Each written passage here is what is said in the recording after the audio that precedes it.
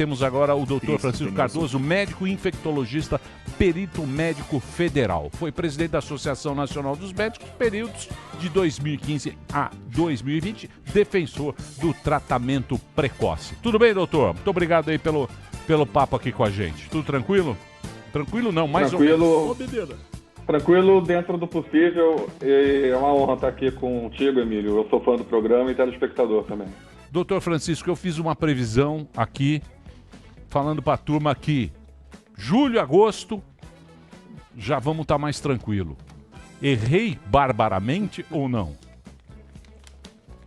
Não, barbaramente não. Essa segunda onda que está sendo causada pela cepa mutante, a cepa de Manaus, que está varrendo o Brasil de norte a sul, ela deve arrefecer nas próximas semanas, né?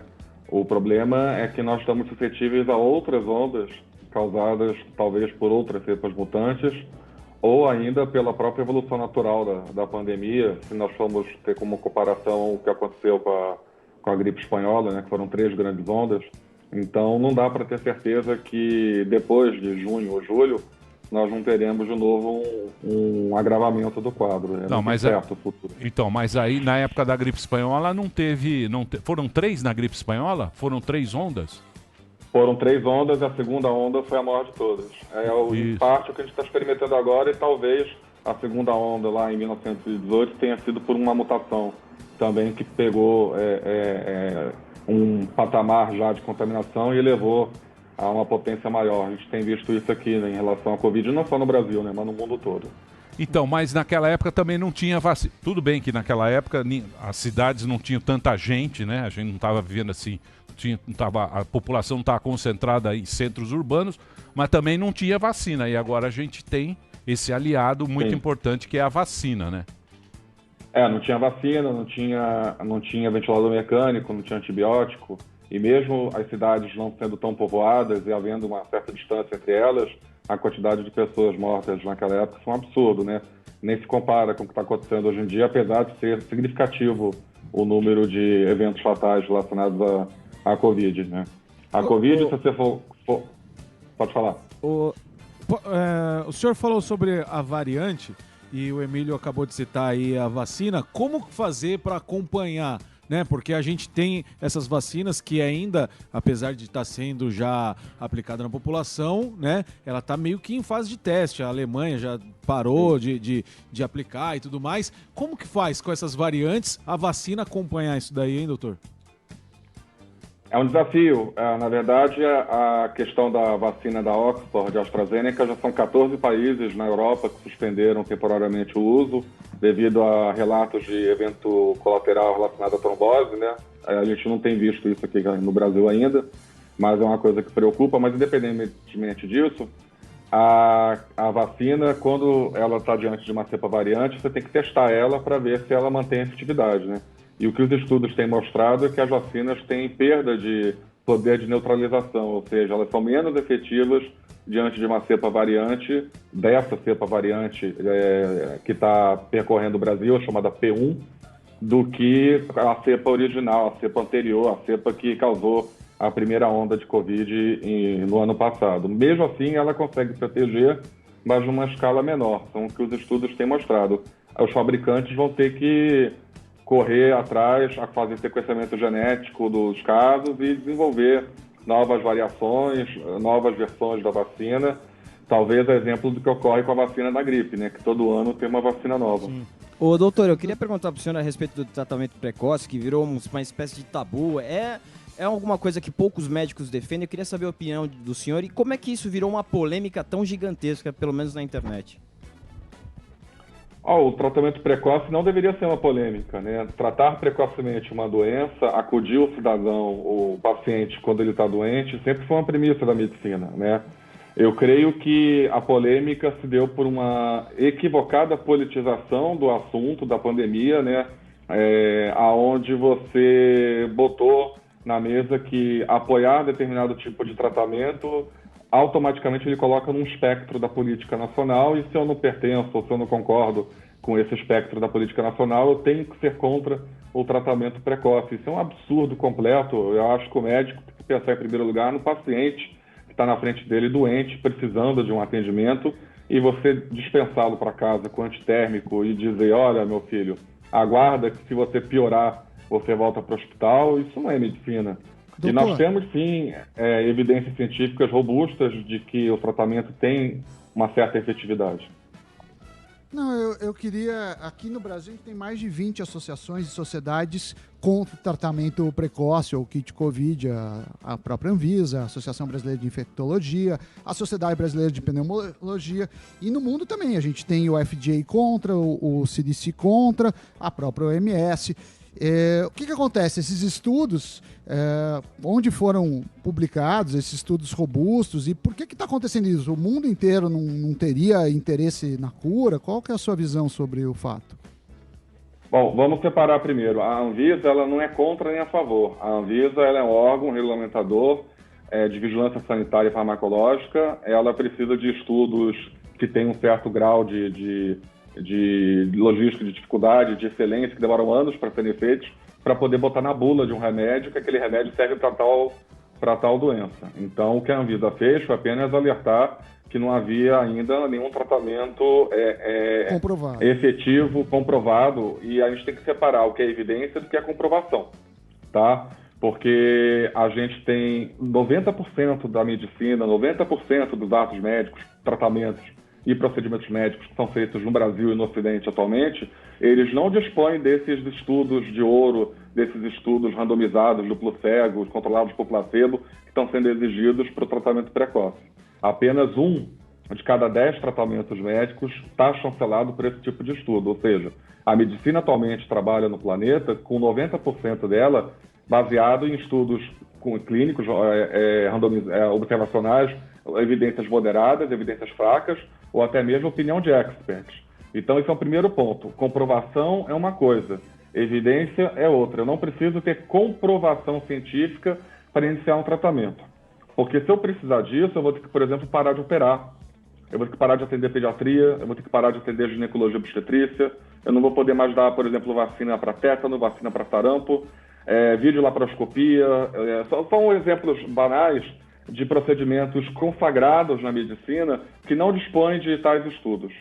E a gente tem que saber muito bem aonde que a gente exige esse tipo de estudo. Dito isso, as sociedades, algumas sociedades médicas no Brasil e no exterior, elas estão adotando esse critério de ter que ter um estudo clínico duplo cego randomizado para poder botar nos seus guidelines que o tratamento é recomendado, no que, na minha opinião, é um grave equívoco, porque no próprio guideline de tratamento de gripe da Sociedade Brasileira de Infectos, por exemplo, eles recomendam tratar com o Zeltamivir, que é o famoso Tamiflu, que não dispõe desse nível de evidência. É o nível de evidência C, inclusive, é um nível de evidência fraco, mas a sociedade recomenda, ou seja, ela está adotando 2 pesos e 2 medidas.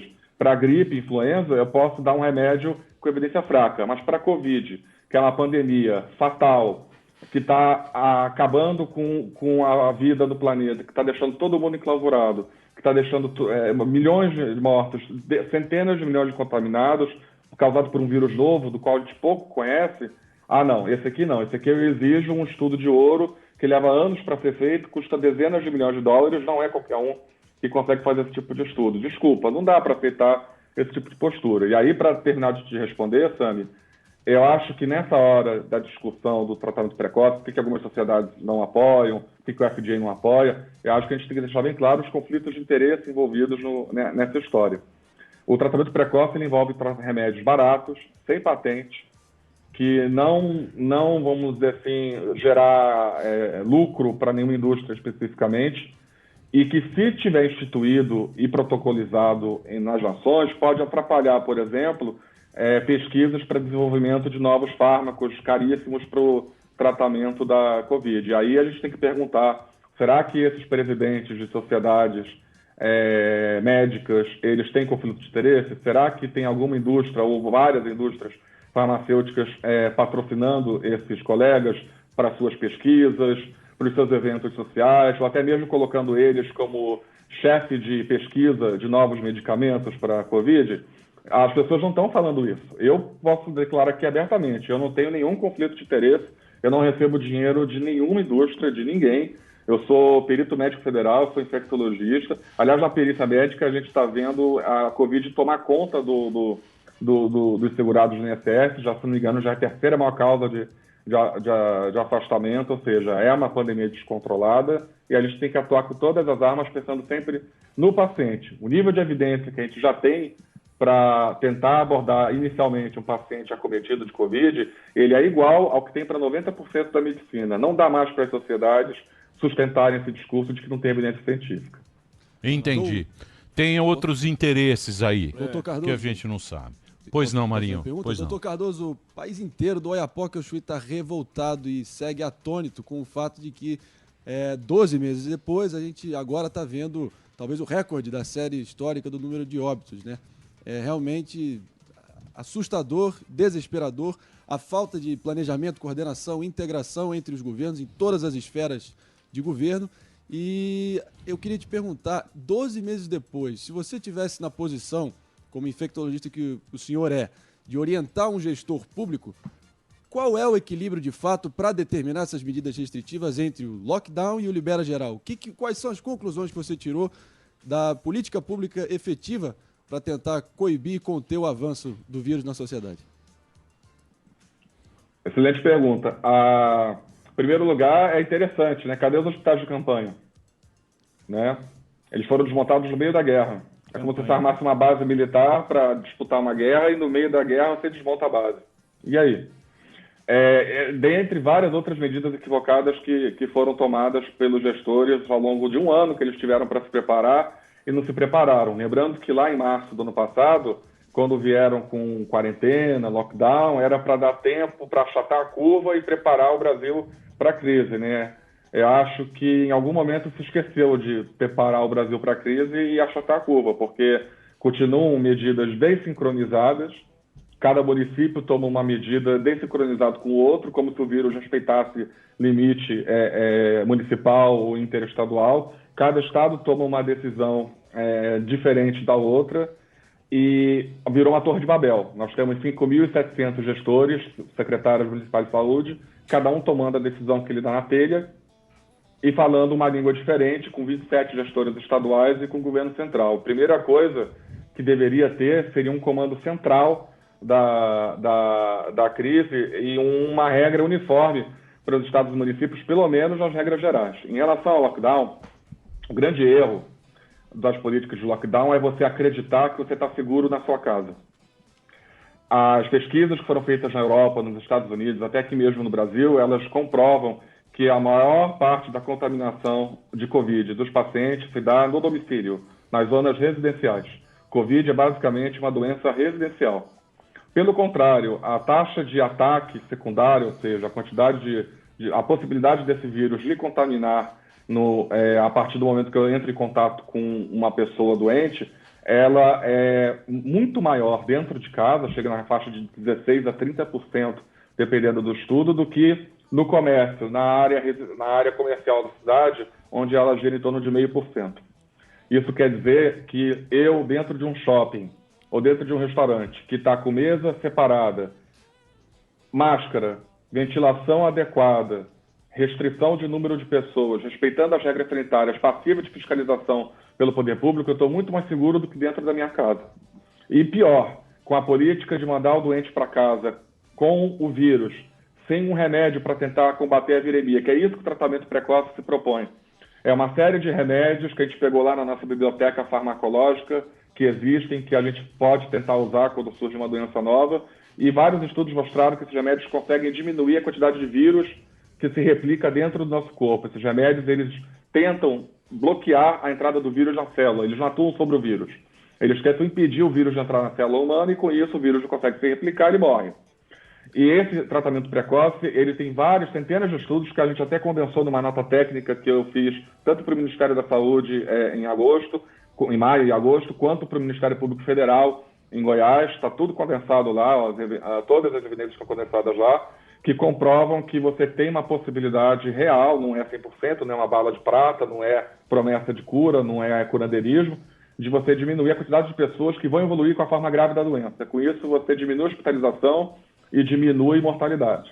Lembrando que os estudos que nós temos mostram que você com Covid, deitando numa cama de hospital, a mortalidade é de 40%. Se você for para UTI, sobe para 60%. E se você for entubado, sobe para 80%. Então, a política, respondendo a tua pergunta, deveria ser tomar todas as medidas possíveis para evitar que um cidadão tenha que ir para o hospital. Quais são? Primeiro, as profilaxias não farmacológicas. Distanciamento social, que não é lockdown. Máscara. Lembrando que tem que usar máscara adequadamente. Máscara, depois de 4 horas, perde o efeito. Tem que trocar a máscara. Ficar com a máscara de 7 da manhã até 7 da noite não adianta. Limpeza, álcool gel, evitar tocar em coisas na rua e levar a mão para o rosto para evitar a contaminação oral, que também ocorre. Associada à vacina, mesmo sendo experimental, é o que a gente tem para o momento. E sendo experimental, nós vamos enfrentar problemas como o que a AstraZeneca está enfrentando na Europa, como a Moderna enfrentou nos Estados Unidos, como a Pfizer também andou enfrentando aí, e a gente vai ter ainda muita coisa nova sobre o efeito colateral dessas vacinas que a gente só vai descobrir na aplicação. Está sendo um verdadeiro experimento humano, mas é o que tem para bloquear nesse momento. E além da vacina, que são medidas profiláticas, ou seja, para tentar impedir que você adquira o vírus, você tem as medidas farmacológicas, que é aí que é o ponto de conflito, aonde pessoas com interesses outros dizem que não tem evidência. E tem, tanto para profilaxia, principalmente no caso da ivermectina, tem estudos mostrando que ela pode ter uma eficácia de até 70% na redução de chance de você se contaminar, caso você se exponha ao vírus, se você tomar determinada dose, determinado horário, determinado padrão, quanto no tratamento em si, que a proposta é feita com várias drogas para você bloquear a célula o máximo possível para tentar impedir que o vírus avance. E isso tem mostrado eficiência e eficácia nos locais onde a gente tem aplicado. Não cabe mais o discurso de não ter evidência, e o que eu faria como gestor seria aliar as políticas de vacinação em massa, vacinar o máximo de gente possível, associado à intensificação das políticas de profilaxia não farmacológica, não fazer lockdown, e sim fazer um controle, um distanciamento social rígido, manter a economia e o comércio funcionando, ampliando o horário de funcionamento, por exemplo, de bar e restaurante e shopping, ampliando o horário de funcionamento de transporte urbano. O que adianta eu fazer toque de recolher em São Paulo das 8 da noite às 5 da manhã, se o ponto de ônibus da Vila Nova Cachoeirinha está apinhado de gente às 6 da manhã? Essa medida é ineficaz, a gente está fingindo que está fazendo alguma coisa. Ou então está protegendo uma casta mais abastada da população e a casta pobre está se ferrando. Não é assim que se trata a pandemia. E, principalmente, oferecer o tratamento precoce com um devido esclarecimento ao cidadão, para quem quiser tomar e quiser tentar essa oportunidade de tentar se livrar mais rapidamente da infecção como política de Estado. É isso que está faltando, combater a situação que o cidadão está doente. Hoje em dia, eles estão mandando para casa e chega ao cúmulo de você oferecer oxímetro, que é aquele aparelho que você bota no dedo para medir a saturação de oxigênio no sangue, e fala para o doente, se baixar a menos de 91%, 90%, você corre para o hospital. Olha, se eu preciso monitorar o oxigênio de um paciente, eu não posso dar alta para esse paciente. Eu entendi. Isso para mim é erro médico clássico. Bom, foi uma aula aí. Obrigado pelo papo. E esse negócio de lockdown mesmo, esse nosso lockdown aqui é para inglês ver, né? Exato. Não é lockdown, nem aqui. Foi organizado. Não é aqui, nem nunca foi. Acabou? Doutor, obrigado aqui pelo papo, doutor Francisco Cardoso. O Instagram dele é @doutor Francisco _ Cardoso. É isso, doutor. Isso. Obrigado aí pelo papo com a gente aí, e vamos torcer aqui, vamos ter pensamento positivo aí para isso passar o mais rápido possível. Obrigado aí pela conversa. À disposição, Emílio. Obrigado. Tá legal. Doutor Francisco Cardoso entrou aqui, @doutor Francisco _ Cardoso no Instagram. É isso aí.